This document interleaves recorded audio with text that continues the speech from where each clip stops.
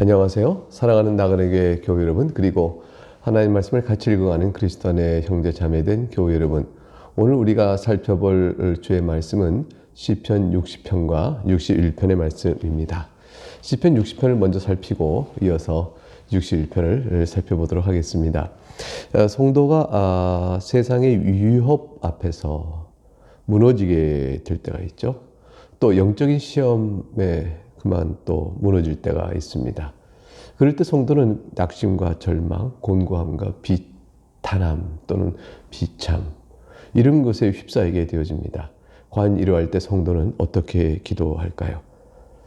하나님의 진노로 인해서 다윗은 전투에 나갔으나 패배합니다. 그 패배는 바로 하나님의 노하심으로 인한 것이었습니다.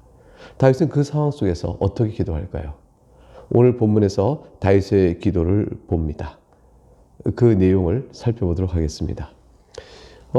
먼저 1절 보죠. 하나님이여 주께서 우리를 버려 흩으셨고 분노하셨사오나 지금은 우리를 회복시키소서. 다윗은 지금 하나님께서 우리를 버리셨다. 하나님께서 우리를 향하여 분노하셨다. 이렇게 말합니다. 왜 그렇죠? 자신들이 흩어졌고 지금 패배했기 때문입니다. 전투에 나간 다윗이 싸움을 맹렬히 하였으나 전에는 이겼던 적들을 쉽게 제압하지 못하고 그만 흩어지고 패배합니다. 이것은 바로 하나님께서 우리에게 진노하시사 우리를 버리신 까닭이다. 이렇게 해석되는 상황인 것이죠. 여러분 그런 경우를 당하면 하나님께서 어떻게 하시겠어요? 하나님께서 우리를 버리셨으니 어떻게 그럴 수 있습니까? 라고 역정을 내시겠습니까? 불평하시겠습니까? 하나님께서 우리에게 분노를 내셨으니 그리고 하나님의 분노를 우리가 어떻게 하겠나 하고 도리어 하나님께도 도망하여 숨겠습니까? 다윗은 그 모든 상황 속에서 하나님께 엎드려 회복을 간구합니다. 지금은 우리를 회복시켜 주옵소서. 왜냐하면 하나님 외에 다른 길이 없기 때문입니다. 회복을 간구하는 다윗의 심정 배면에는 하나님, 이것이 하나님의 진노로 인한 것이 우리가 압니다. 그러나 우리를 회복시켜 주옵소서. 우리가 주께로 가오니 주여 내가 회개하나이다. 이 회개의 심정을 담고 간구하는 것이겠죠. 이것이 바로 절망 속에, 낙심 속에, 시험이 무너졌을 때 무너져버린 성도가 가져야 될 중요한 신앙적 태도입니다. 2절 주께서 땅을 진동시키사 달라지게 하셨사오니 그 틈을 기우소서 땅이 흔들립니다. 자신이 당한 처지의 어려움을 그냥 하나님께 호소하면서 고쳐주기를 바랍니다. 자기가 당한 어려움 무엇일까요? 땅이 진동하고 갈라지는 겁니다. 지진이죠. 땅이 진동하고 흔들어지고 흔들리고 갈라지면 사람은 심히 두려움을 갖게 되어집니다. 땅이 흔들림 속에서 안전함을 구할 자가 누가 있겠어요? 어떻게 살 것인가? 흔들리는 인생 속에서 두려움을 갖죠. 그러나 그 틈을 기워달라고 말합니다. 기운다는 것은 뭐겠어요? 찢어진 옷을 바늘로 깁듯이 수선하여 꿰매어 원상태로 회복시켜 주옵소서라는 거 아니겠어요? 우리가 살다가 인생이 땅이 진동하여 갈라지는 것처럼 인생의 균열이 올 때가 있습니다. 내 인생이 견고하며 안전하다 싶었을 때, 그러나 갑자기 경제적으로 큰 어려움이 오거나 내 인생의 관계 안에서 큰 어려움이 오거나 내가 영혼에 또 어떤 시험이 들거나 이렇게 내 인생의 견고하고 평안한 줄 알았는데 그 속에 큰 어려움이 옵니다.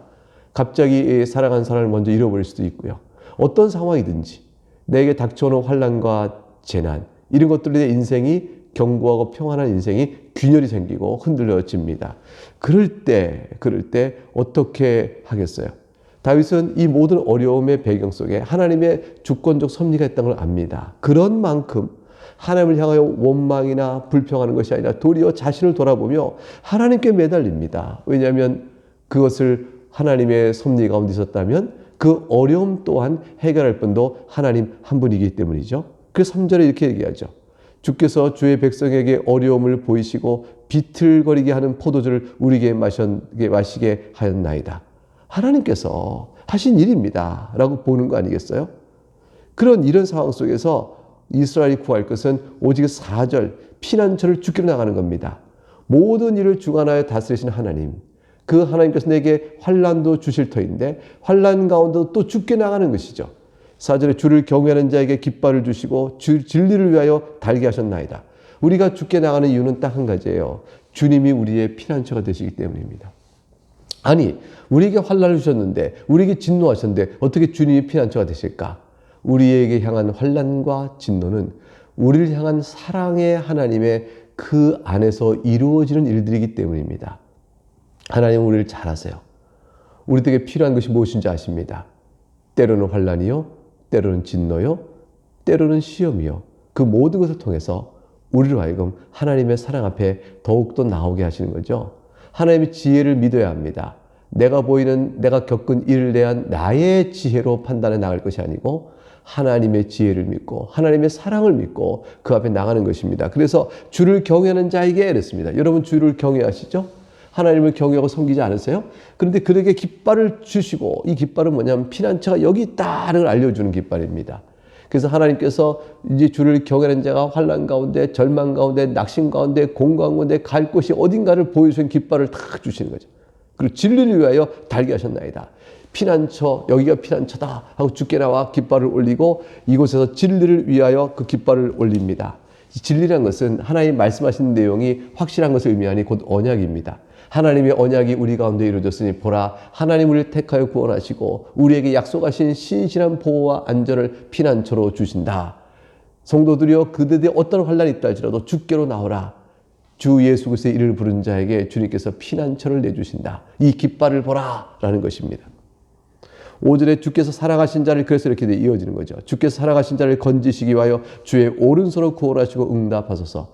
이것이 바로 깃발을 주시고 진리를 위하여 달게 하셨나이다 라고 말하면서 간구로 나가는 거죠. 그러하신 하나님이시오니, 그러하신 하나님이시오니 주님께서 사랑하시지 않으십니까? 이게 주께서 사랑하신 자라는 말 참 표현이 아주 아름답죠. 왜냐하면 아까 우리 1절에서 1절 2절에서 어떤 일을 배웠어요? 하나님께서 우리에게 분노를 내시고 우리를 버려서 흩으셨다라고 1절에서 말하고 있지만 지금 5절에서는 주께서 사랑하신 자다 이렇게 말하고 있어요. 이게 주님이 버리심과 분노 내심이 결코 우리 사랑을 없이 하거나 사랑을 돌이키신 건 아닙니다. 주께서 사랑하신 자를 건지시고 주의 오른손 구원하시고 응답하소서. 이 확신이 주 예수 그리스도를 믿는 모든 우리들에게 반드시 되겠습니다. 사랑하는 여러분, 여러분의 처지가 어떠하든지 형태가 어떠하든지 주님께서 여러분을 사랑하십니다. 이 사랑을 굳게 붙들고 나가시기 바랍니다. 그래서 6절과 8절에 보게 되면 하나님께서 우리를 향한 사랑이 어떻게 표현되고 있는지를 보겠습니다. 이것은 언약적 표현이에요. 왜냐하면 하나님께서 이렇게 하겠다, 이렇게 하겠다 하신 말씀이기 때문에 그렇죠. 6절을 보죠. 하나님이 그의 거룩하심으로 말씀하시되 내가 뛰놀리라. 내가 세겜을 나누며 숫꽃 골짜기를 측량하리라. 하나님 말씀이에요. 약속입니다. 내가 너희를 위해 뛸 것이며 세겜과 숫꽃 골짜기를 측량하고 나눌 것이라는 말은 뭐냐면 세겜은 요단강 중초의 서쪽 땅이에요. 그래서 숫꽃 골짜기 요단강 동쪽의 땅을 가리킵니다. 그 요단강의 서쪽과 동쪽의 땅 전체를 내가 측량할 것이며 나눌 것이라는 것은 하나님께서 일찍이 아브라함이 약속하신 땅, 그래서 애굽하여 그 가나안 땅에 정복한 땅, 그 땅을 너에게 줄 것이라는 약속을 다시 해주시는 거죠. 이 약속의 성취가 다윗 때 온전하게 이루어집니다.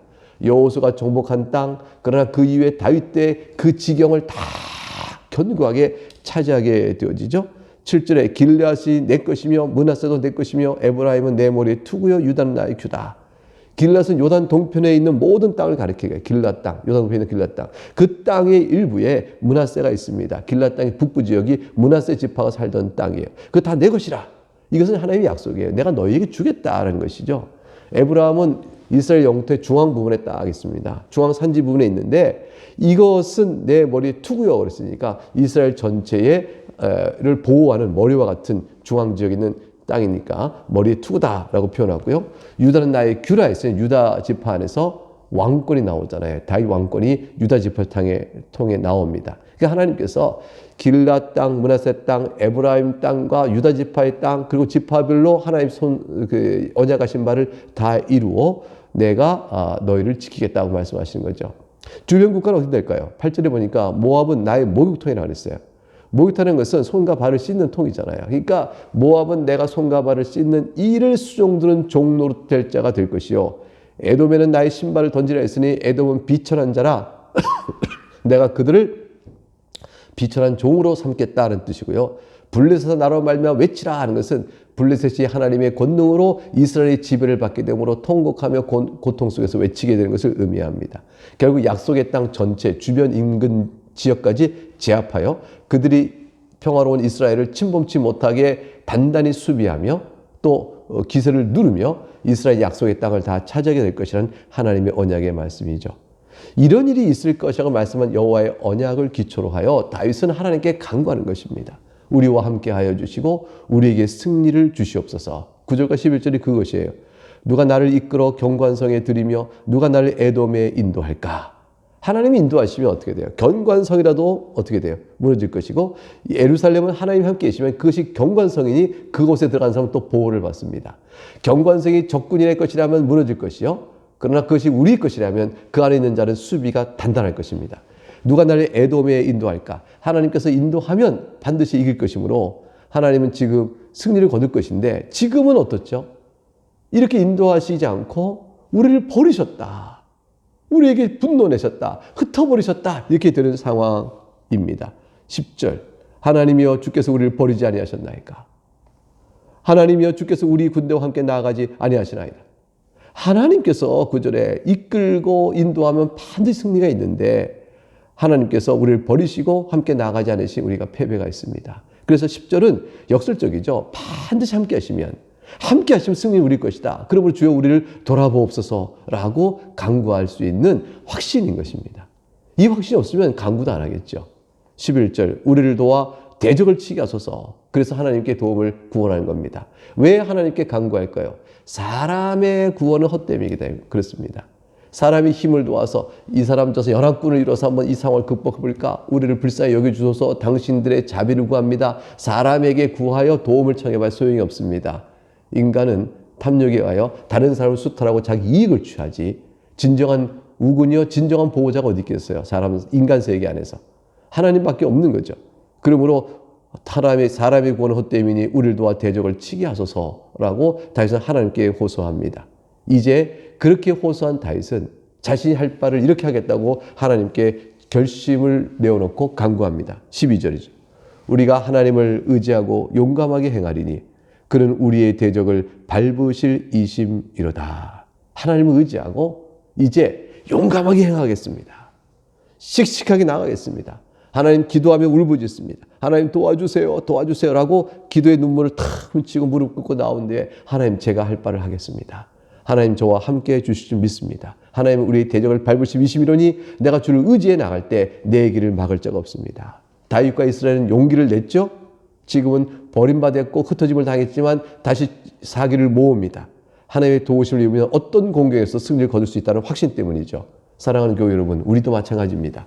우리가 살아가는 동안에 예수 그리스도 안에서 인생의 문제를 극복해 나갑니다. 그리고 어떤 시험도 싸워 나갑니다. 그리고 영적으로 하나님 나라 백성이요 하나님 나라 의가 내 안에 통치됨을 믿고 그 안에서 우리는 승리의 삶을 또 하루하루 살아가는 겁니다. 어떤 낙심이나 절망이나 곤고나 슬픔이 우리를 삼킬 수가 없는 겁니다. 내 환경이 또 바뀌지 않는다 할지라도 그 환경이 나를 삼킬 수가 없는 것이죠. 내 마음은 주께 있으니 나는 승리를 할 수 있다라는 마음을 갖고 주께 간절히 부르짖고 기도하며 나가는 겁니다.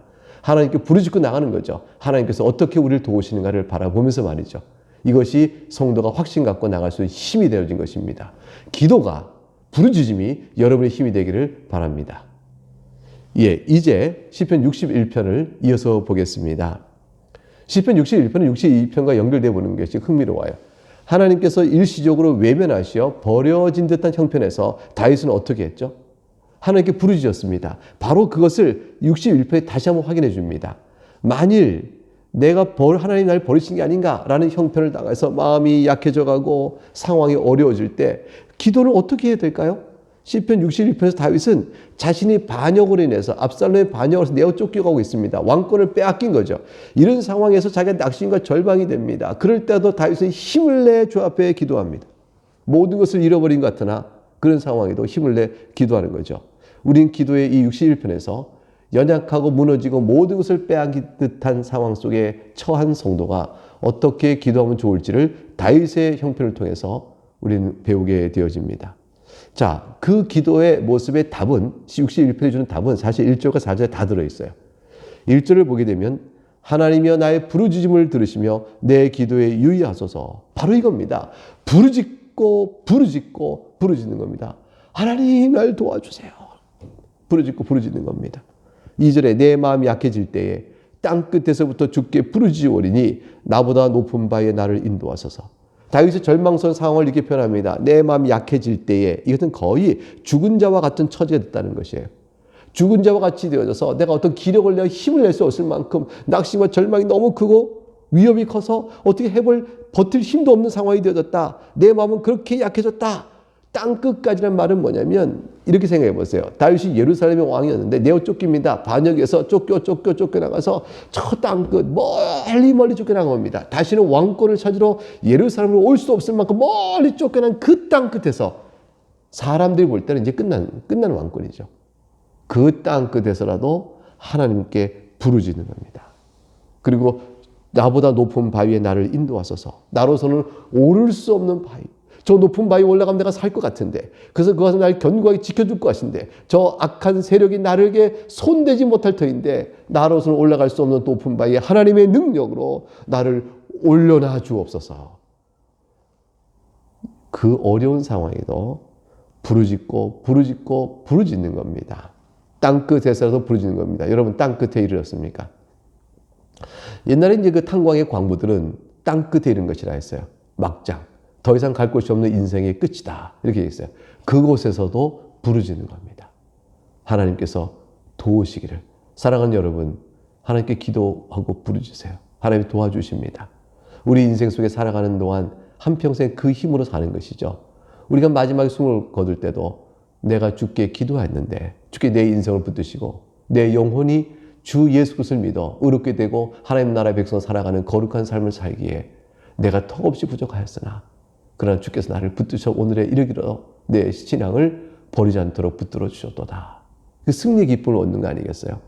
먹고 사는 것부터 주 앞에 주의 백성으로 하나님 나라의 통치를 받아 사는 것, 그 모든 것들이 다 하나님의 도우심을 구하는 부르짖음으로 가능한 일이겠습니다. 3절에 그러므로 이렇게 얘기하죠. 주는 나의 피난처시요 원수를 피하는 경관망대이십니다. 이 경관망대요 피난처, 그게 높은 바위 아닙니까? 4절에 내가 영원히 주의 장막에 머물며 내가 주의 날개 아래로 피하리이다. 이것이 바로 어떤 어려움을 당해도 성도가 기도할 것입니다. 기도는 부르짖음이라고 했습니다. 왜냐하면 주님의 피난처에 높은 바위와 망대이기 때문에 그렇습니다. 근데 그곳은 주의 영원한 장막이니 내가 거할 곳이요 주의 날개 아래는 우리의 가장 안전한 피난처가 되기 때문에 주님을 향해 부르짖는 것입니다. 즉 주의 장막과 주의 날개 아래에 들어가 있다는 것은 하나님과의 교통과 하나님과의 사귐에 그곳에 나의 안정과 평안을 두겠다는 뜻이죠. 절대적인 신뢰가 하나님께 있음을 고백하는 것입니다. 이것이 성도가 어떤 상황에 처하더라도 놓치지 말아야 될 우리의 신앙 고백이요 또 살아갈 힘이 되어지는 것입니다. 여러분, 확신일 줄만한 이거 있어야 확신한다고 생각하지 마세요. 믿음으로 확신 갖는 것입니다. 주님께서 뭘 보여준 게 있어야 내가 믿지. 사람 사이는 그렇습니다. 내가 너를 믿을 만한 증거가 뭐가 있어? 그래서 너를 믿지. 이렇게 돼 있어요. 그러나 우리에게 뭐가 있죠? 약속의 말씀이 있는 겁니다. 여러분 믿고 있는 성경이 있는 것입니다.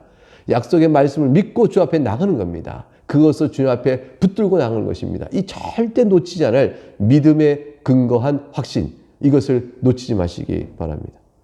다윗은 하나님께서 이전에 자신에게 행해줬던 그 귀한 일들을 떠올립니다. 그리고 그때 자신이 소원했던 것을 떠올립니다. 그로 인해 주님께서 나에게 주신 복이 무엇이었던가를 먼저 떠올립니다.